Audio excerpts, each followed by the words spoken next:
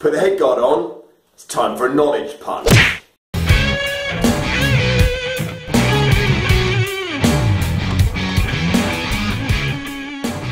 In the first back pain video, I said back pain comes from imbalance, not activity. The first place to check is the core to ensure that it's activating correctly to stabilize you when you're moving in life. Thank you. If we're happy with the core activation, then in Essop's cure for back pain, if your back still hurts, then 2, check your hips are moving correctly. So, what do we want the hips to do?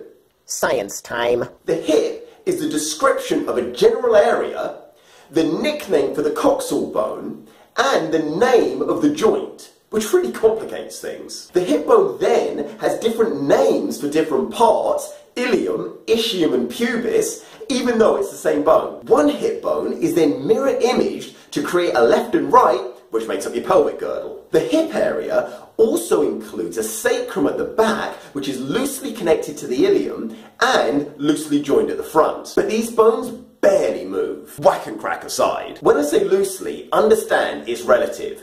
If you get drawn, no horse is pulling your ischium from your ilium. It's the same bone. But you can dislodge your own sacrum or pubic symphysis just by lifting a box. Hip movement comes from either the tops of your femurs in your acetabulums at the front, ball and socket joint, and or your lumbar vertebrae above your sacrum. So if you've heard the phrase hip hinge, what it means is the femur is the bottom part of the hinge, the sacrum and lumbar spine is the top part of the hinge.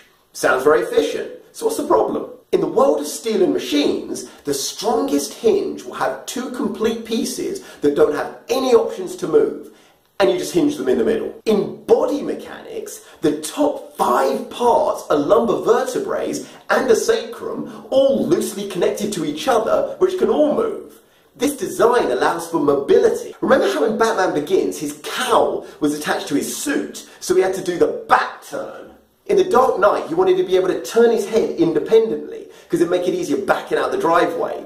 So he gained mobility, but also increased vulnerability. Effectively, we've got 1 femoroacetabular joint at the bottom and 5 other potential hinge joints above it. This gives us more movement, but makes us more vulnerable. Not only that, but it gives us options. Giving the body options is a use it or lose it strategy. We all use it from birth, and some keep on using it throughout their lives, but others lose it. A part of the science of biomechanics tries to establish which joints or combinations of joints are best at withstanding the load long term. The hip can take and produce a huge degree of force, but so can the sacrum and the lumbar vertebrae. The theory is the hips are better suited to taking and producing force over a lifetime. Hence the old adage, don't bend with your back. But it's just a theory, and an oversimplified one at that. It's that issue of causation and correlation again. You know, A causes B, or A and B happen to occur at similar times. The advice is, bending with your back is poor bending mechanics causing back pain. It's neat, it's a soundbite. But I don't think it does cause back pain. It only correlates to it. Why? The number of people who bend with their back with no back pain, and the number of people who appear to bend well with back pain. Well, who cares? Well, to get a cure, it helps to identify the cause, and a cause has to be present in every case. Something that's present inconsistently isn't the answer, and thinking it is will leave you without a real cure, spending energy and money on diminishing returns, and spending less time on finding a real solution. So if it's not really just bending per se, what is it? In a perfect world, you'd maintain the core activation that you learned during the first year of your life, along with the perfect bend that you did at your first year graduation, where you fully coordinated your core and fully utilized your glutes. But that's not the world we live in.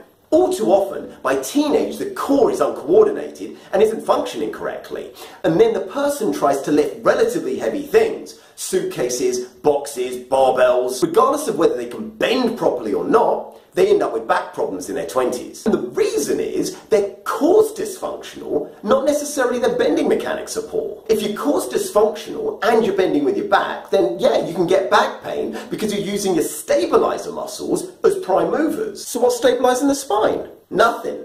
Hence the back pain. If your core's dysfunctional but you're bending with your ball and socket joints, this can put tremendous tension into your lower back, which gets out of balance. This pulls your spine into excessive lordosis, causing back pain.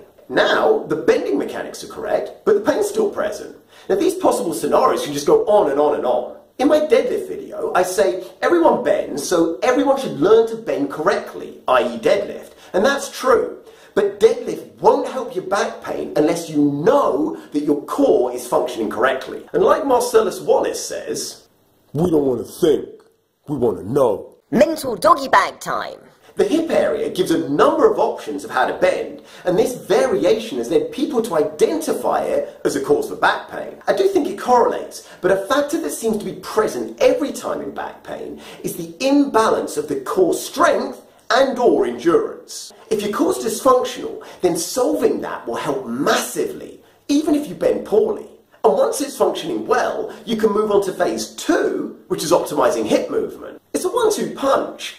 Core, then hips. In my next video, which I'm working on right now before Christmas, I'll give you the core exercises you need to assess your core strength and endurance so you can start feeling better by the new year. So jab that like button like Cassius, and if you're floating on my vibe, too slow sucker, then please subscribe.